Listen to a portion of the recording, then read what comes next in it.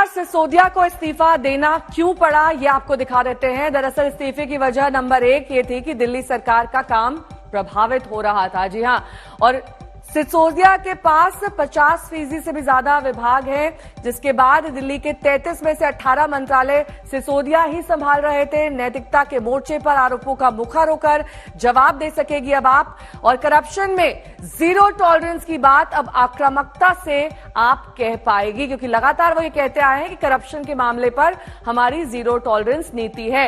लेकिन सिसोदिया का इस्तीफा कल शाम हो गया। अब बीजेपी अरविंद केजरीवाल पर दबाव बना रही है। बीजेपी का यह कहना है कि सिसोदिया सिर्फ प्यादे हैं, असली सूत्रधार तो अरविंद केजरीवाल है।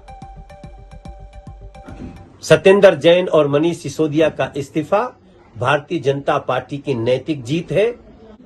और सबसे बड़ी बात कि ऐसे भ्रष्टाचारियों को बल देने वाला, उनको संबल देने वाले आप ही हैं अरविंद केजरीवाल जी। तो एक नैतिकता के आधार पर इस्तीफा तो आपका भी बनता है। सुप्रीम कोर्ट की फटकार के बाद शायद आप भी जागें। भारतीय जनता पार्टी का पहले दिन से कहना था कि शराब के इस नीति में करोड़ों रुपए का घोटाला हुआ है, लेकिन अरविंद केजरीवाल स्वीकार नहीं करते थे। आज जब जांच की आंच उन तक पहुंची है तो उन्होंने इसे स्वीकार किया है। लेकिन मैं यहां बताना चाहता हूं कि इस पूरे घोटाले के सूत्रधार स्वयं मुख्यमंत्री अरविंद केजरीवाल है। मनीष सिसोदिया और सत्येंद्र जैन तो प्यादे हैं, अभी अरविंद केजरीवाल को इस्तीफा देना होगा।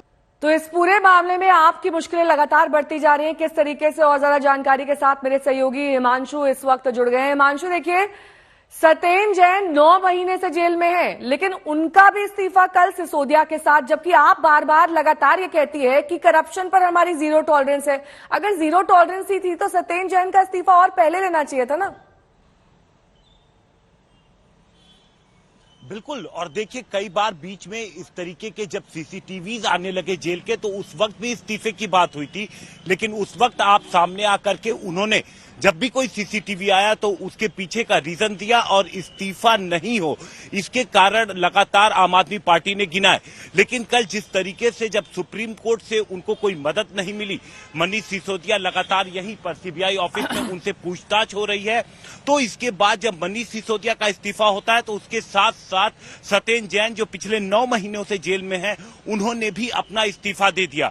और यहाँ के हम आपको बताएं, देखिए जहां पर पूछताछ का आज दूसरा राउंड चलेगा, आइयो जब एक बार यहां पर पहुंच जाएंगे 10 बजे के बाद, क्योंकि कल जो 10 बजे के बाद ही पूछताछ शुरू हुई थी, उसके पहले मैं यहां पर नेहा यहां की कुछ तस्वीरें आपको दिखाता हूं कि किस तरीके की सुरक्षा व्यवस्था यहां सीबीआई ऑफिस के बाहर अभी भी लगातार जारी है। देखिए, इस पूरे मेन रोड को पुलिस ने अभी भी बंद करके रखा हुआ है, और साथ ही साथ कोई भी अगर गाड़ी है जो ऑफिसेज अंदर है इस पूरे प्रीमिसेस के अंदर, आई कार्ड चेक करने के बाद ही। एक और चीज जो हम जानना चाहेंगे वो ये कि आज ही क्या हाईकोर्ट में याचिका दायर की जाएगी आम आदमी पार्टी की ओर से, सिसोदिया की ओर से?